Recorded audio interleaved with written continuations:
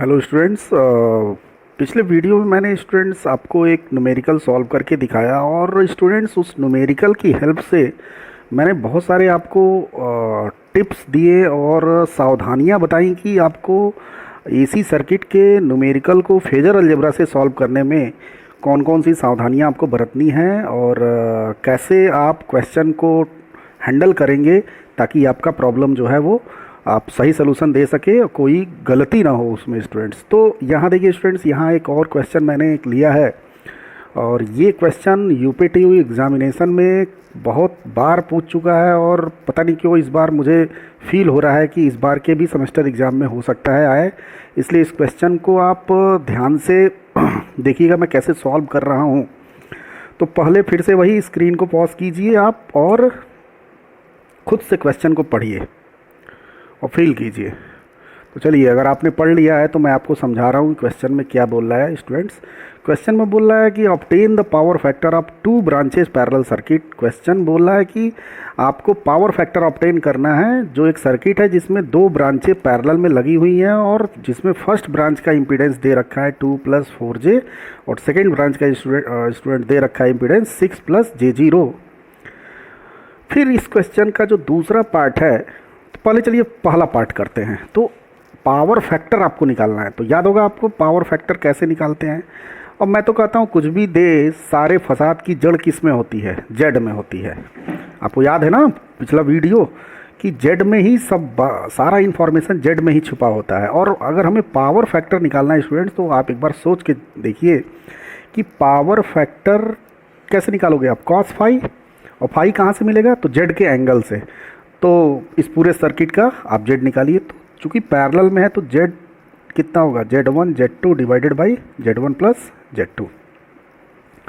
तो वैल्यूज रखते हैं स्टूडेंट्स, 2 + j4, Z2 है 6 + j0 डिवाइडेड बाई 2 + j4 और +6 + j0। तो यहाँ से इसको सॉल्व करते हैं स्टूडेंट्स।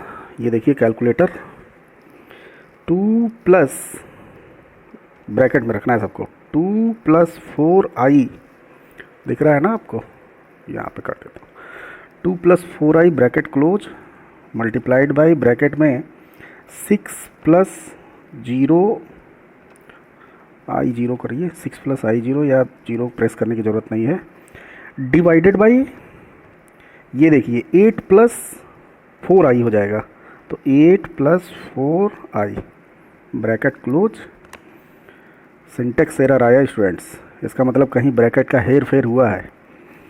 चलिए एक बार फिर से करते हैं। देखिए सिंटेक्स एरर तभी दिखाएगा जब आपका ब्रैकेट का इधर उधर हेर फेर हुआ रहेगा, या फिर आप I4 प्रेस कर देंगे। हमेशा याद रखिएगा पहले 4 फिर बाद में I, पहले नंबर फिर बाद में I। तो फिर से करते हैं, 2 + 4i ब्रैकेट क्लोज और फिर ब्रैकेट में 6 + 0i bracket close divided by 8 + 4i bracket close. ये देखिए स्टूडेंट्स आ गया 2.4 और +j 1.8। अगर हमें पोलर में आंसर चाहिए, पोलर में ही चाहिए क्योंकि पावर फैक्टर निकालना है, 36.386 डिग्री। तो ये देखिए स्टूडेंट्स, हमने जेड का एंगल निकाल लिया, यानी फाई की वैल्यू कितनी हो गई भाई? हमें पता है ना जेड का एंगल जो है वो क्या देता है? फाई देता है। तो पावर फैक्टर स्टूडेंट्स कितना हो गया? cos फाई, cos 36.86 और इसकी वैल्यू करीब 0.8 के करीब आ जाएगी, आप देख लेना। चलिए अब यहाँ इसका दूसरा पार्ट जो है वो थोड़ा ध्यान से पढ़ते हैं।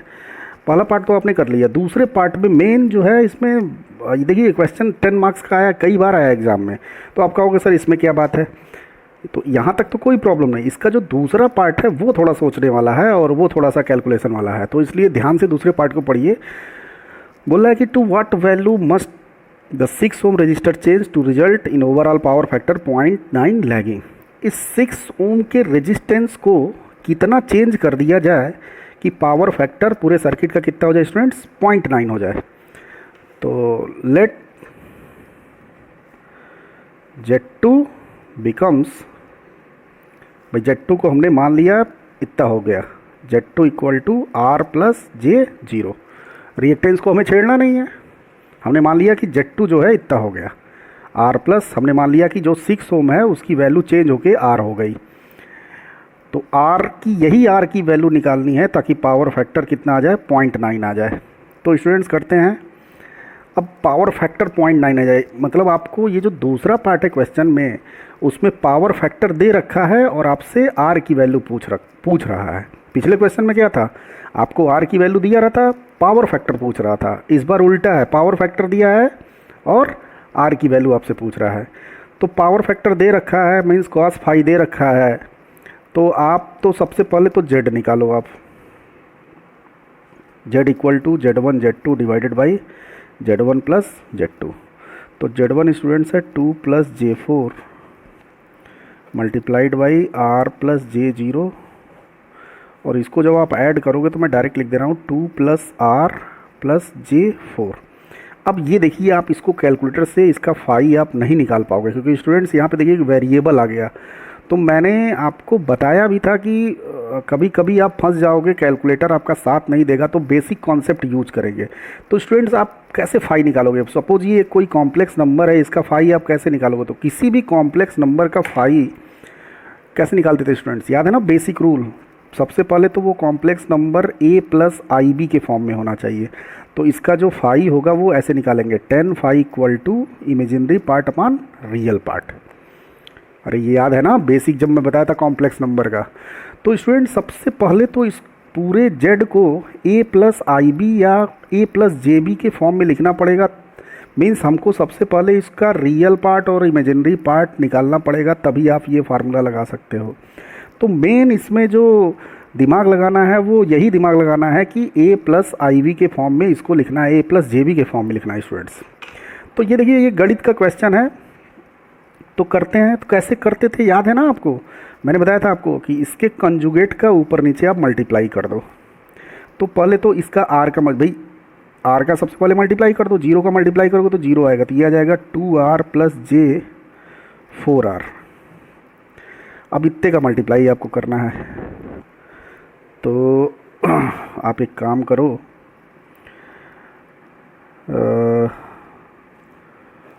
यहाँ मैं देखिए डायरेक्ट लिख दे रहा हूँ कि नीचे जब इसके कंजुगेट का मल्टीप्लाई करोगे तो स्टूडेंट देखिए, अगर कोई कॉम्प्लेक्स नंबर है a प्लस जे बी और उसके कंजुगेट का आप मल्टीप्लाई करते हो तो वो a square plus b square हो जाता है।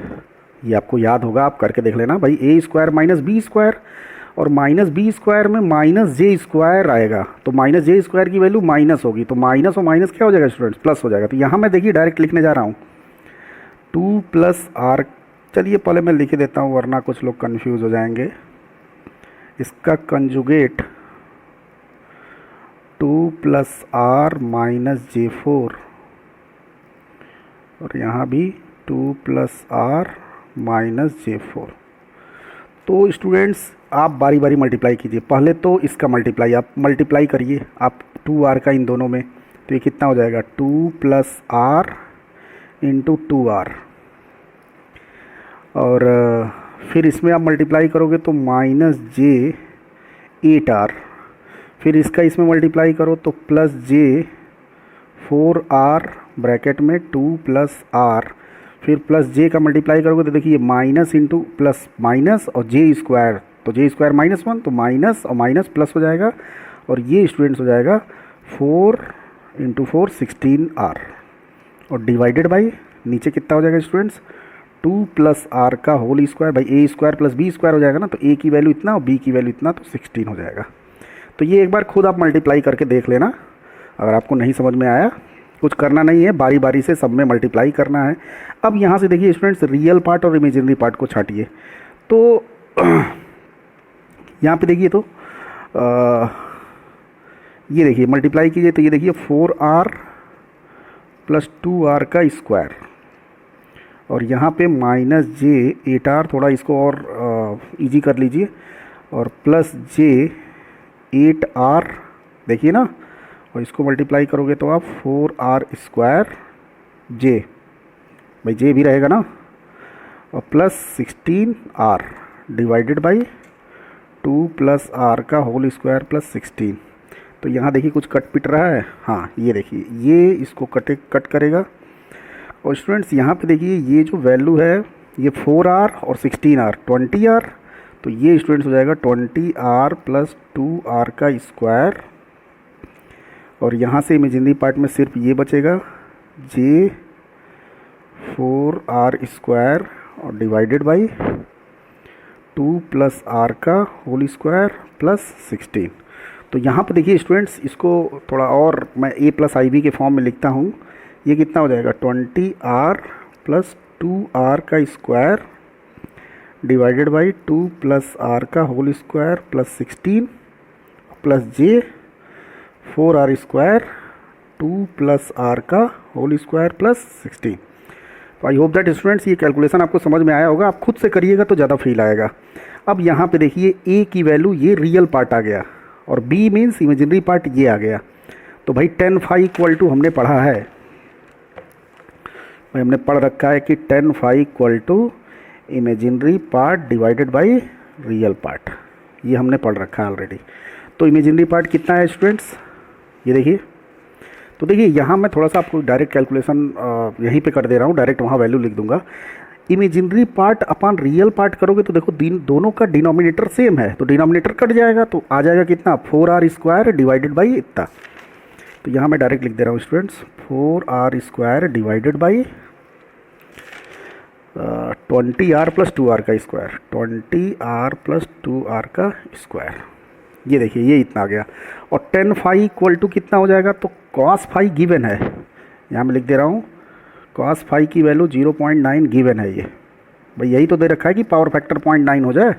तो अगर cos phi जो है 0.9 है तो tan phi कितना होगा, तो निकाल लीजिए। पहले तो cos इनवर्स 0.9 निकालिए, cos इनवर्स 0.9 और फिर जो आया है उसका tan ले लीजिए, ये आ जाएगा स्टूडेंट 0.48। आप निकाल के देख लेना, cos phi अगर 0.9 है तो tan phi की वैल्यू आ जाएगी 0.484। अब इसी को सॉल्व करके आर आप निकाल लो। तो यहाँ पे देखो 4r 2r कॉमन ले लो, 0.484, यहाँ से 2r कॉमन ले लो, या आप यूँ कह लो कि 2r का डिवाइड कर दो ऊपर नीचे, तो ये हो जाएगा 2r और ये हो जाएगा 10 और ये हो जाएगा r। अब इसका मल्टीप्लाई करो आप, ये कितना हो जाएगा स्टूडेंट्स 4.84, 10 का मल्टीप्लाई करोगे तो, और ये तक कितना हो जाएगा 0.484 r और इधर है 2r। तो r की वैल्यू कितनी हो जाएगी 4.84 डिवाइडेड बाई, ये देखिए ना इधर जाएगा तो इसमें से माइनस हो जाएगा, तो 2 माइनस 0.484। आप कैलकुलेट करके देखना कैलकुलेटर से।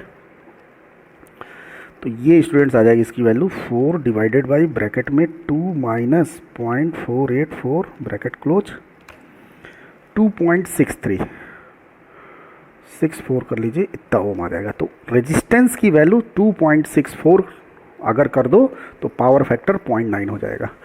तो स्टूडेंट्स एक बार मैं ये न्यूमेरिकल आपको फिर से समझा रहा हूँ। क्वेश्चन में पूछ रहा है स्टूडेंट्स की दो पैरेलल इम्पीडेंस है Z1 Z2, उसका पावर फैक्टर पूरे सर्किट का निकालना है। तो स्टूडेंट्स मैंने क्या किया, टोटल Z निकाल लिया और टोटल Z निकालने के बाद जो Z का एंगल होगा वही देता है फाई, और उसकी मदद से मैंने पावर फैक्टर निकाल लिया। तो पहले पार्ट में तो कोई डाउट नहीं। दूसरे पार्ट में स्टूडेंट्स क्वेश्चन उल्टा कर दिया। क्वेश्चन बोल रहा है कि अगर पावर फैक्टर 0.9 हो जाए इस सर्किट का, तो बताइए कि ये जो Z2 का R है उसको कितना चेंज करना पड़ेगा, मतलब Z2 का जो 6 ओम है उसकी वैल्यू क्या चेंज कर दी जाए कि पावर फैक्टर 0.9 हो जाए। तो हमने मान लिया कि Z2 का जो रेजिस्टेंस 6 ओम है उसकी वैल्यू जो है हमने R कर दी, उसको चेंज करके हमने क्या कर दिया स्टूडेंट्स, R कर दिया। तो इसी R की वैल्यू निकालनी है पावर फैक्टर जिससे कि 0.9 हो जाए।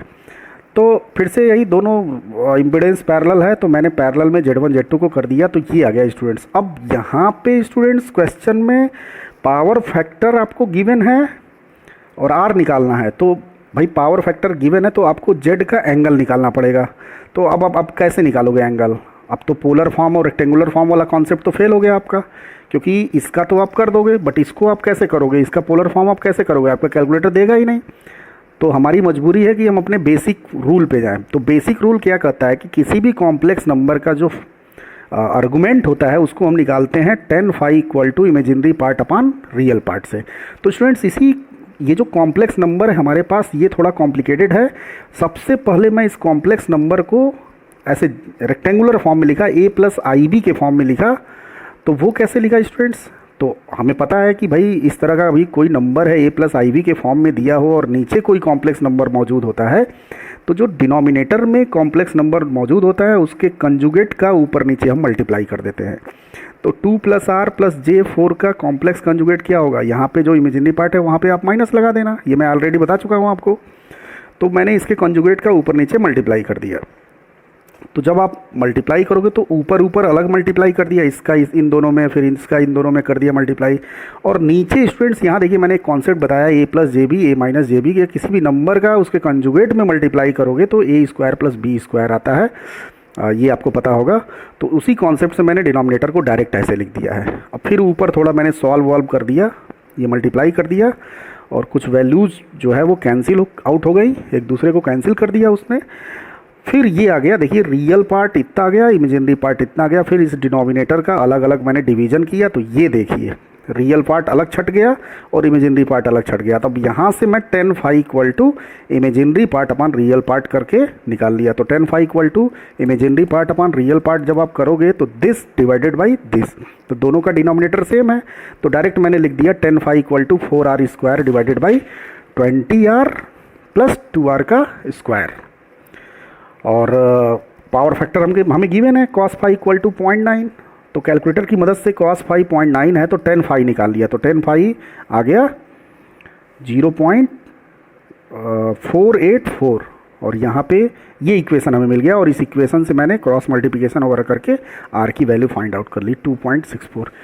ये क्वेश्चन बताने का पर्पज़ ये था कि स्टूडेंट्स ये क्वेश्चन तो आपके यूनिवर्सिटी एग्ज़ाम के लिए इम्पोर्टेंट तो था ही, बट यहाँ से एक आपको सीख मिली कि कभी अगर इस तरह का प्रॉब्लम हो जाए हमारे साथ, कभी इस तरह की चीज़ें हो जाएं, वेरिएबल्स आ जाए कैलकुलेशन में, तो उसका हम एंगल कैसे फाइंड आउट करेंगे, तो a प्लस आई बी के फॉर्म में, और वो मैंने आपको बताया कि कैसे करना है। तो ये आपको देख के लग ही रहा है कि पूरा गणित का, प्योर गणित का क्वेश्चन है स्टूडेंट्स। तो ये आप ध्यान से देखिएगा, ऐसी चीज़ें आपके साथ अगर हो तो आप ये कॉन्सेप्ट आप यूज कीजिएगा। तो आई होप दैट स्टूडेंट्स आप ये न्यूमेरिकल आपको समझ में आया होगा। बहुत बहुत धन्यवाद, थैंक यू वेरी मच।